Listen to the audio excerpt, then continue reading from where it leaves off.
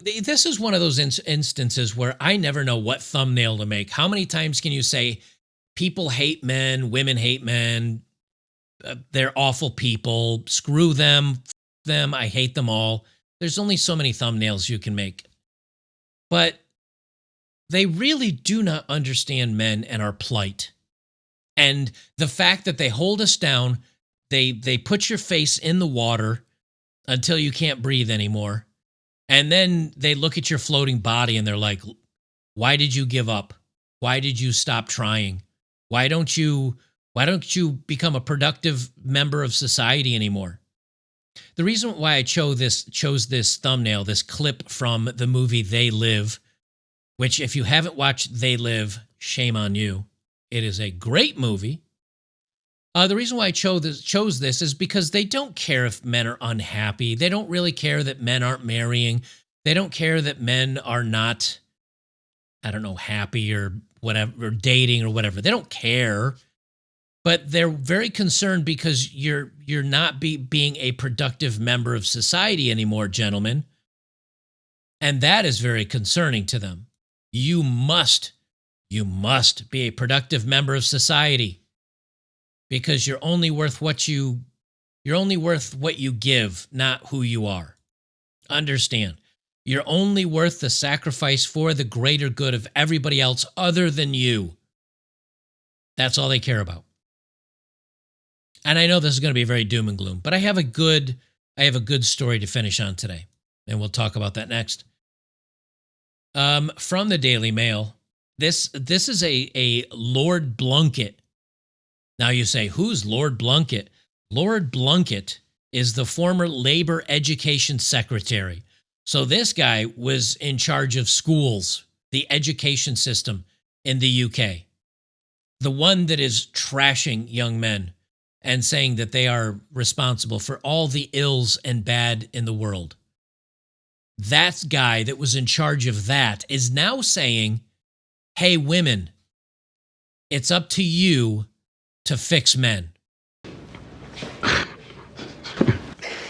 Really? But yes, let's leave it up to the women to fix men, because that's going great. Girls should be more mobilized to stop boys becoming unemployable wastes of space, Lord Blunkett has said. The former Labor Education Secretary said schools should empower girls to expect more from the boys they have relationships with. It would stop boys taking it as read that girls will be interested in them even with poor work ethic and attitude. The prospect of being shunned by girls would be an incredibly powerful incentive to prevent boys failing in life.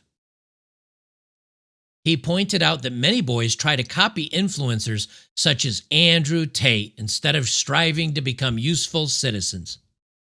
Well, let's see. He just hit every trope that we talk about in the matter of 4 sentences. Let's look at this one thing at a time. Girls should be empowered to expect more from the boys they're having relationships with.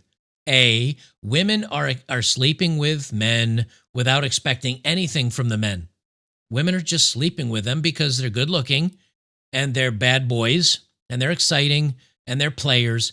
Women sleep with them. So women are not expecting anything from those men.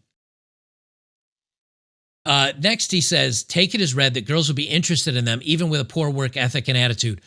Whether we have a good work ethic and attitude or a bad work ethic and attitude, most women don't want the average man. So men used to have good work ethic. Men used to have good attitudes. And then men realized it's not getting them anywhere. And that's what led to the bad attitude. So a woman coming in and saying, you need to do better for me if you want to get with a girl like me, that's not going to work. We're past that point. We're years past that point. The prospect of being shunned by girls would be an incredibly powerful incentive to prevent boys failing in life. We're already being shunned. At record rates, young men are being shunned by women. And the young men are not saying, I'm fired up. I got to get my act together so I can be with a horrible, entitled, boss bitch that cheats on me and lies, and news articles and social media stands by the side of the woman for doing so. No man is going to step up and say, oh, yes, more of that, please. May I have another? No, men are going to say, I'm going to go my own way. I'm giving up on the system that is broken and hates me. So that's not going to work. And then, of course, he throws in Andrew Tate because they all must throw up poster boy for misogyny and young men failing. And, oh, let's get the poster boy out there. I might argue that the young men that are listening to Andrew Tate, not everything he does is great. I'm just going to put that out there once again. But the young men that are listening to him, they're more productive, maybe not for society, maybe not for these loser women. They're more productive for themselves. And let's be honest, that matters the most.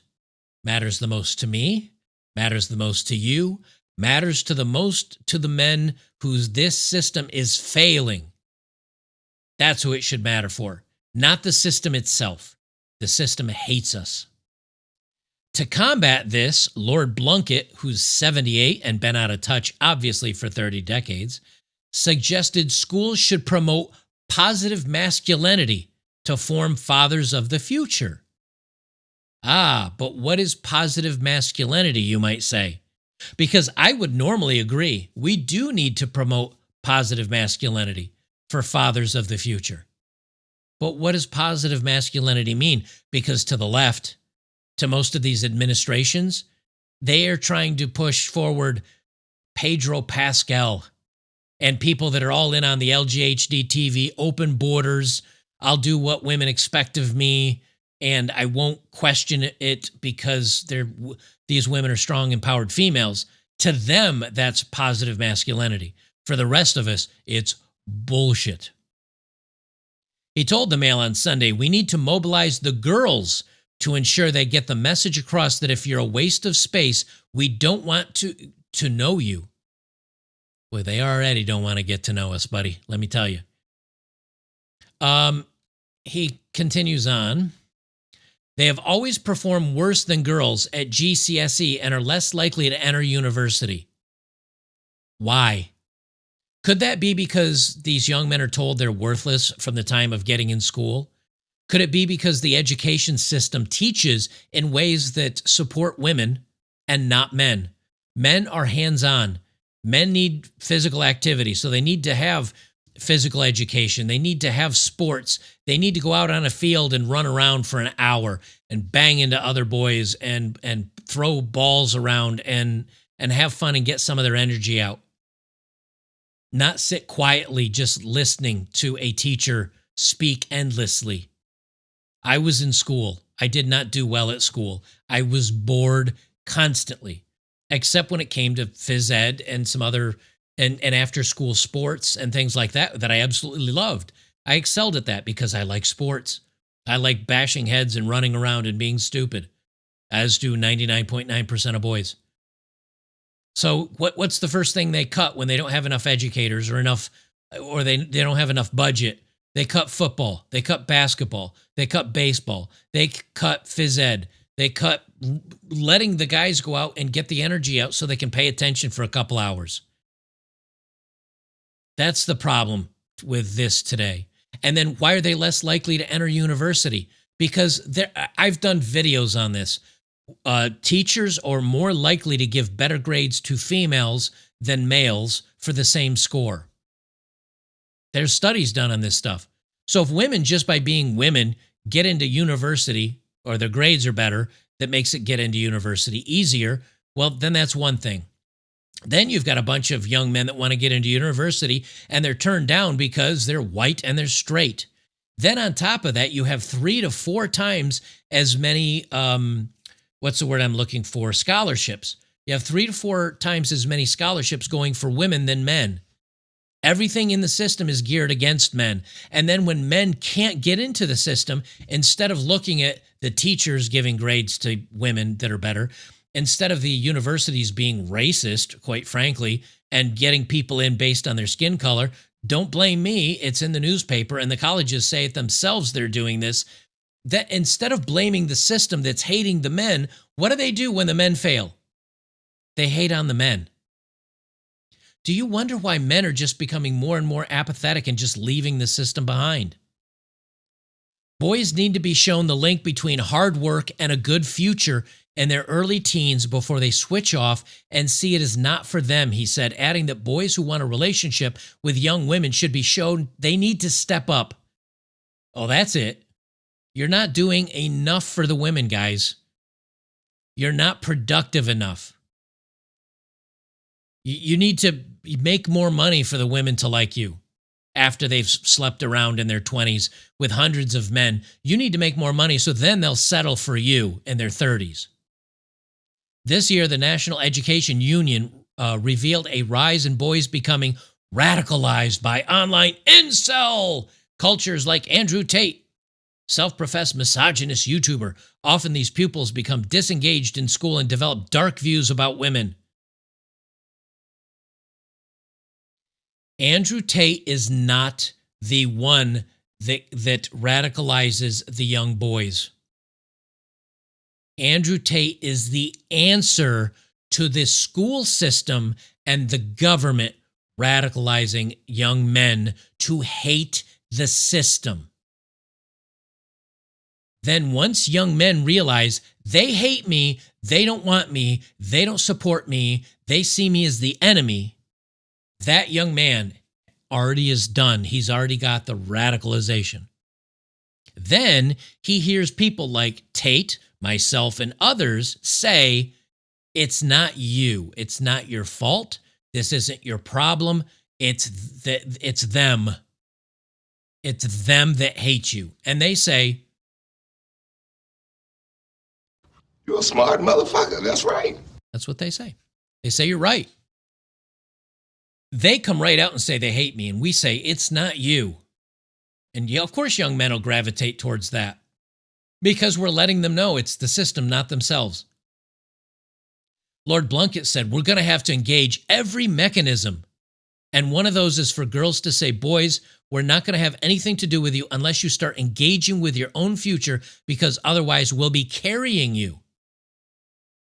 Is this fear that women are going to be the ones working and men are going to be the ones on Social Security and unemployment, just milking the system? That's kind of what you voted for, isn't it? Isn't that what you wanted? We don't need no man. We don't need men. What are men good for? Nothing.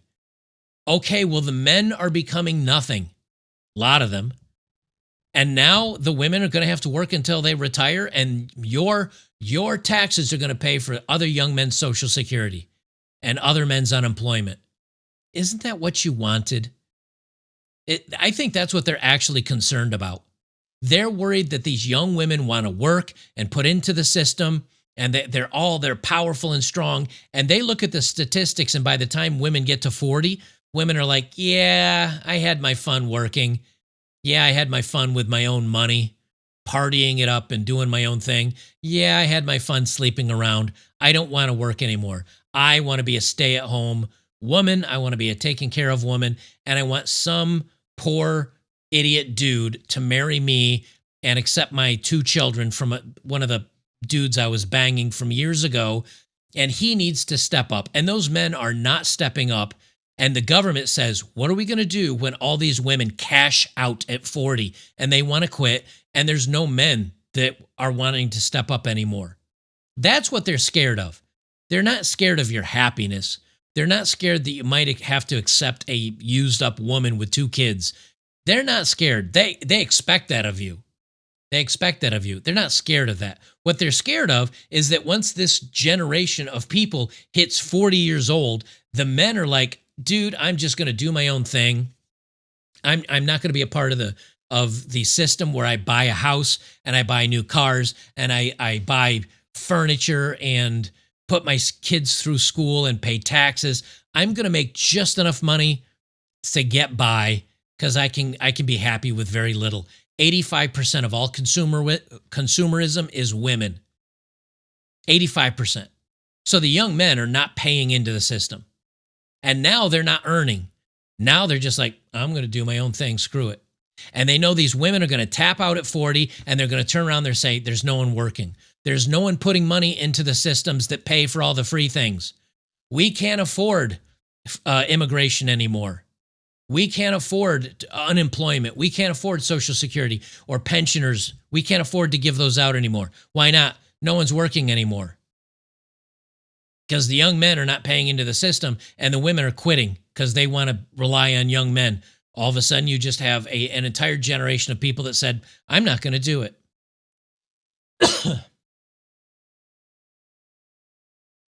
That's what they're scared about. They're scared that the Ponzi scheme of Social Security and pensioners is all going to go away. Do you realize why is England, why is the UK and France and the United States and Australia, why are these countries so scared that we're not growing anymore? If you look at the population in the 1950s, I don't know what it was half of what it is now, maybe 2/3 of what it is now. Everything was fine. I mean, we had products, we had services, we made things, we created things. Why are they so scared for the population to shrink? Even just a little bit. It's always grow, grow, grow. We've got to open the borders. We need more workers and produce more things. We need more money. Why are they so insistent on that? Because without that, everything collapses. We're 35, 6, 7, 8, however many $38 trillion in debt here in the United States. Social Security and Medicare and Medicaid and all these and SNAP, you know, the assistance for people that are not working, and these single mothers and the pensioners and the retirees and all their free health care. It's a Ponzi scheme. You need a big base paying into it, and then over the years, you need a smaller base taking out of it because it's a Ponzi scheme. The problem is if the base no longer grows and the base starts shrinking and the older generations are living longer, the Ponzi scheme fails because Ponzi schemes only work when you have more money, more new people putting in money and those at the top cashing out. And it starts to fail when that new money dries up and all the people at the top are still cashing out. So as people live longer and people want more from the government, more money for free things, because we're trying to reinvent socialism in Western countries, they need a bigger base, and that bigger base is shrinking and it's going to go away. And that means the whole house of cards falls down. And they don't want that because they know that comes with revolt. When all the free things that are promised, when Social Security goes away, the old people revolt. When the free handouts to the immigrants go away, they revolt. When the free child care and free government assistance for free food and making money off of having babies, when that goes away, the people will revolt. None of this story is about men. None of it. Not one word in this story is about men. This is about the system getting scared. That's what this is. This is a story about the well-to-dos and those in government getting scared because the young men are not paying into the system anymore. The young men are not, they see what's up. The peer who served as Tony Blair's education secretary said in his childhood, the Sheffield boys would also often go into apprenticeships age 15 where they would be mentored by men. They were role models. They were support mechanisms. The challenge to boys should not be a threat. I agree, but blue collar is bad. You're bringing in foreigners to do all the blue collar jobs. You're bringing in foreigners to do the blue collar jobs. So then young men are either saying, A, I can't get hired by blue collar, or B, you want me to go to college and get 250 grand in debt and then try to go for a job that they won't hire me because I'm a white British kid, or I'm a white American kid, or I'm straight, or I'm male. And for those of you that say, dude, that is, for you to say that, that sounds racist. Yes, it is, because the colleges have come out and admitted they're doing that. The colleges are saying they're doing it, not me. This isn't some conspiracy theory. Colleges have said they're doing it. Colleges have come right out. We are not interested in any more white people, especially men. Jobs have come out and done this on the job application. We want BIPOC, and we want LGHD TV, and we want women, and we want this, and we want, and you look and you say, you know, everything that they're looking for to hire is everything but straight white dudes. It's not me saying this. It's not conspiracy theorists saying this. It is the education and the employment sectors themselves saying it. So when a young man says, yeah, this isn't for me anymore, I'm going to go get a blue-collar job, and the blue-collar jobs say, well, we're going to hire foreigners because they're here illegally and we can pay them virtually nothing. Where's a young man supposed to go? That's what's radicalizing young men. Not me, not Andrew Tate, not any of these others. It's the system itself. And instead of taking a moment's pause and saying, we need to look at what we're doing and how we're destroying young men, they say, nope, and they point fingers to everybody else in the world. That's what's going wrong. The idea that somehow masculinity is being denigrated is wrong, he says. What you've got to do is demonstrate your masculinity in an incredibly positive way. He said schools should challenge boys to raise their aspirations and to lead a meaningful life. Wait for it. Wait for it. Contributing to society. And there it is. There it is. Masculinity is good as long as that masculinity supports feminism, supports the borders, supports the government, supports us tearing it all down, supports leftism, supports socialism. If you do that, you're a positive masculine man. And we need to challenge boys to contribute to society. Be meaningful. Don't be happy. He didn't say we need young men to be happier. He doesn't say we need young men to strive to have a good family. Be more meaningful life contributing to society. There's no reading between the lines here. They're telling you, give us more. Give the machine more. Damn to you. You be damned. Give more to the machine. He said, this in turn would lead to a supportive family structure if they become fathers. No, it wouldn't. You tear down the family every opportunity you have. This isn't supporting family structure. But they want you to become a family man because if you're a family man, you must pay into the system to raise kids. You must pay taxes. You must let your wife buy all the 85% of things that women like to buy to put money into the system. Because a lot of men will buy what they need, their bare necessities, and then they say, I'm done. I'm done. How do I know this? I've had girlfriends. I'd have wives. And they come home and go, look what I got on sale. This was only $100. It was on sale. What was the original price? Well, it was 85% off. What was the original price? $500 for a fucking purse? And so it's 85% off and it's $100. And then you look it up online and it was made by Chinese slave labor for $15. And men freak out. Why do you keep buying stuff like this? How many guys have 50 pairs of shoes? Now, I know some of you are weird sneaker guys. Not talking about you.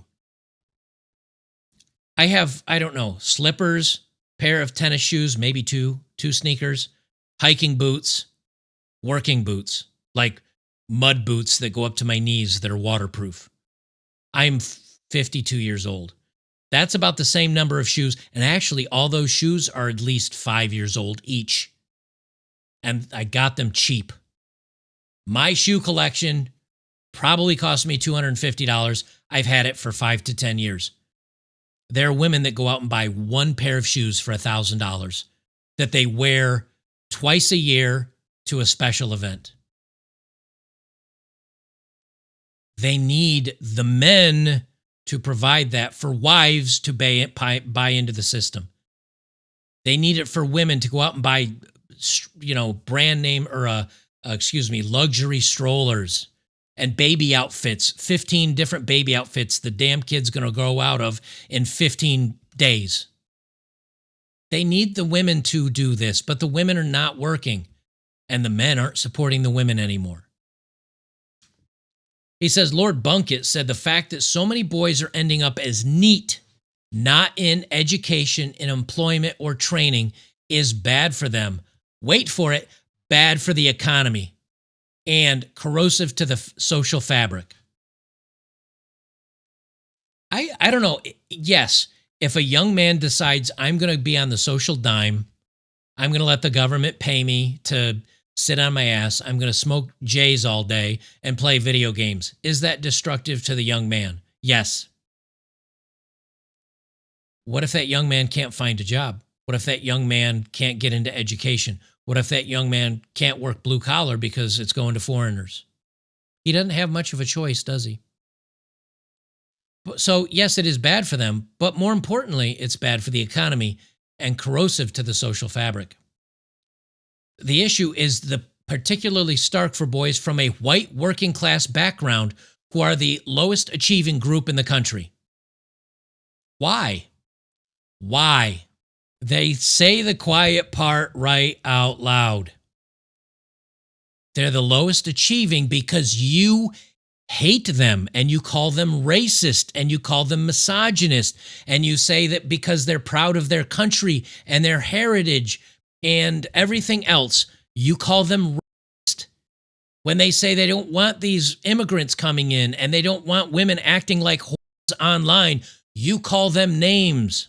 Of course they're going to be the worst because you hate them and they've given up or they've learned what's going on and they're finding a new route in life.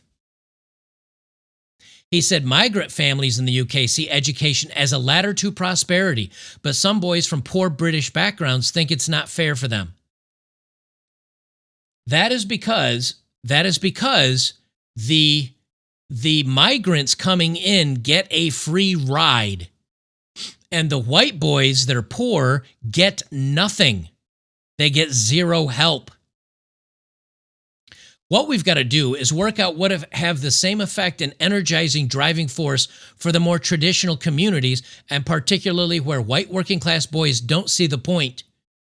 But you make them not see the point. So men failing, men being hated on by the system, men being ostracized, men not being hired, women and society most affected. And then when they got to blame somebody, they don't blame the system that hates the men. They don't blame the system that breaks the men. They don't blame the system that hurts the men. They blame the men. They really don't get it. And here's the positive out of all of this. Yes, there are a lot of young men that are giving up. Unfortunately, there are a lot of young men that are giving up. But there's a lot of young men that are actually doing a lot better because the bad times are making strong men. The young men today see what's happening to them, and they're becoming more conservative, they're becoming based, and they're actually winning. And we'll get to that in just a second.